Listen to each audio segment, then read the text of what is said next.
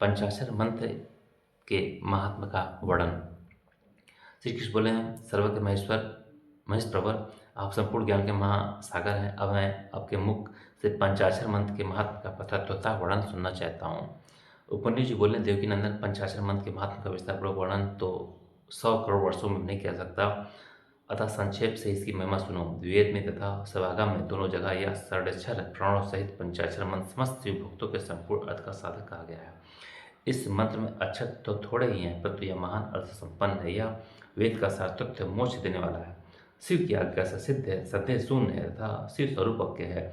यह नाना प्रकार की सिद्धियों से युक्त दिव्य लोगों के मन को प्रसन्न एवं निर्मल करने वाला, सुनिश्चित अर्थ वाला अथवा निश्चय ही मनोरथ को पूर्ण करने वाला है तथा परमेश्वर का गंभीर वचन है। इस मंत्र का मुख से सुख पूर्वक उच्चारण होता है। सर्वज्ञ शिव ने संपूर्ण देहधारियों के सारे मनोरथों की सिद्धि के लिए इस ओम नमः शिवाय मंत्र का प्रतिपादन किया है। यह आदि षडाक्षर मंत्र संपूर्ण विद्या मंत्रों का बीज मूल है। जैसे वट के बीज में महान वृक्ष छिपा हुआ है, उसी प्रकार अत्यंत सूक्ष्म होने पर भी इस मंत्र को महान अर्थ से परिपूर्ण समझना चाहिए। ओम इस एकाक्षर मंत्र में तीनों गुणों से व्यतीत सर्वत्र सर्वज्ञता ध्रुतिमान ऐश्वर्यापी प्रभु शिव प्रतिष्ठित हैं। ईशान आदि जो सूक्ष्म एकाक्षर ब्रह्मा है, वे सब नमः शिवाय इस मंत्र क्रम से स्थित हैं। सूक्ष्म षडाक्षर मंत्र में पंच ब्रह्मा रूपधारी साक्षात भगवान शिव स्वभावतः वाच्यवाचक भाव से विराजमान है।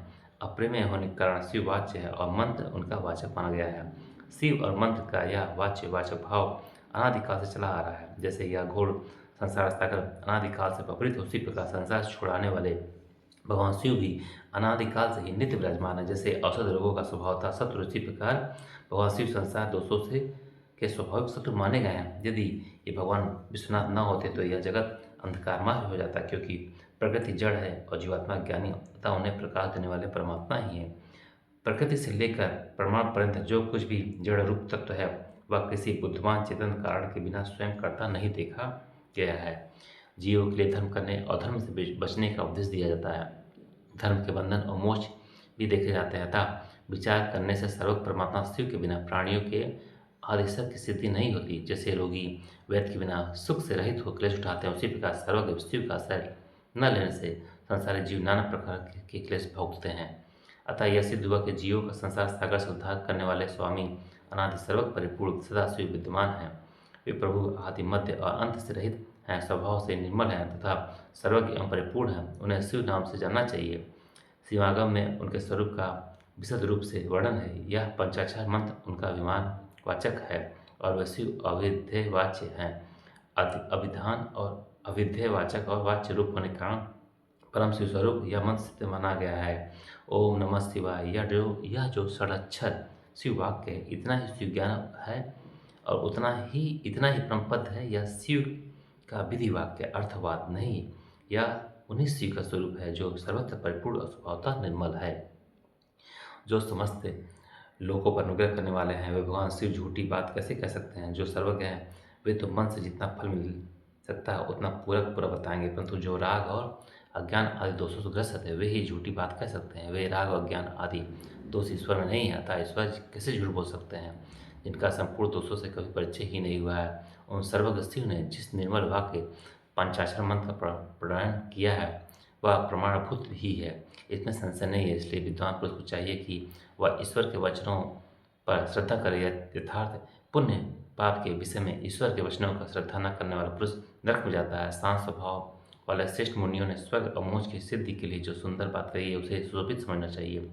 जो वाक्य राग देश असत्य काम क्रोध और तृष्णा का अनुसरण करने वाला हो, वह नरक का हेतु होने के कारण दुर्भाषित कहलाता है। अविद्या एवं राग से युक्त वाक्य जन्म मरण रूप संसार क्लेश की प्राप्ति में कारण होता है, अतः वह कोमल ललित अथवा संस्कृत संस्कार युक्त हो तो भी उसे क्या लाभ, जिसे सुनकर कल्याण की प्राप्ति हो तथा राग आदि दोषों का विनाश हो जाए। वह वाक्य सुंदर शब्दावली से युक्त न हो तो भी शोभन तथा समझने योग्य है। मंत्रों की संख्या बहुत होने पर भी जिस विमल षडाक्षर मंत्र का निर्माण सर्वज्ञ शिव ने किया है, उसके समान कहीं कोई दूसरा मंत्र नहीं है।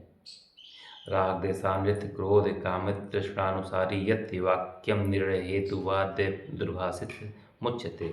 षडाक्षर मंत्र में 6 अंगों से संपूर्ण वेद और शास्त्र विद्यमान है।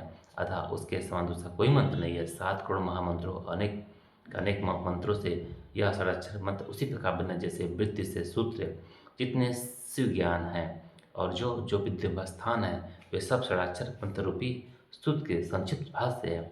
जिसके हृदय में ओम नमः शिवाय का षडाक्षर मंत्र प्रतिष्ठित है उसे दूसरे बहुसंख्यक मंत्रों और अनेक विशिष्ट शास्त्रों से क्या प्रयोजन है। जिसने ओम नमः शिवाय इस मंत्र का जब दृढ़तापूर्वक अपना लिया है उसने संपूर्ण शास्त्र पढ़ लिया और समस्त सुकृत्यों का अनुसरण कर लिया है।